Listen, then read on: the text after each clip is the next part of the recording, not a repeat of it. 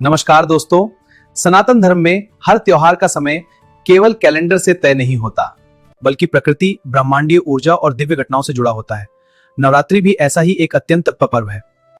आइए इसे धार्मिक दृष्टिकोण से विस्तार से समझते हैं। यह दिव्य प्रकाश हमें आध्यात्मिक शक्ति और मार्गदर्शन देता है। सनातन धर्म ग्रंथों के अनुसार इसी पवित्र तिथि पर सृष्टि के रचयिता ब्रह्मा जी ने सृष्टि निर्माण का कार्य प्रारंभ किया था।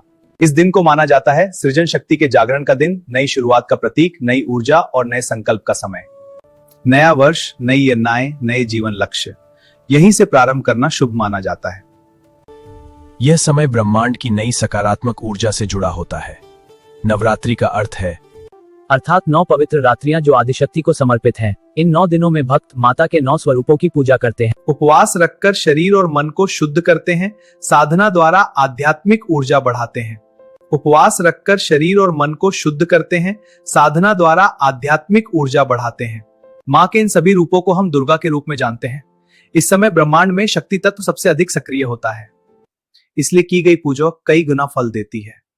यह समय अपनी आंतरिक शक्ति को जगाने का अवसर है। धार्मिक कथाओं के अनुसार जब अधर्म और अत्याचार बढ़ गया, तब मां शक्ति ने अवतार लेकर भयंकर असुर महिषासुर का वध किया। यह युद्ध 9 दिनों तक चला था।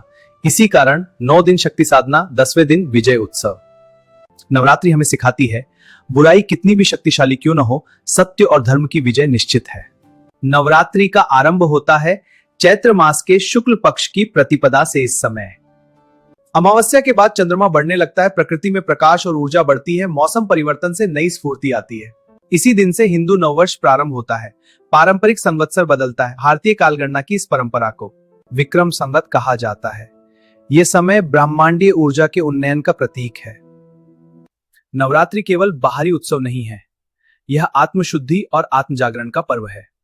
यह हमें प्रेरित करती है भीतर की नकारात्मकता को समाप्त करने के लिए, आलस्य, क्रोध और ईर्ष्या पर विजय पाने के लिए, नई सकारात्मक सोच के साथ जीवन जीने के लिए। 9 संयम, साधना, आत्मनिर्भरता।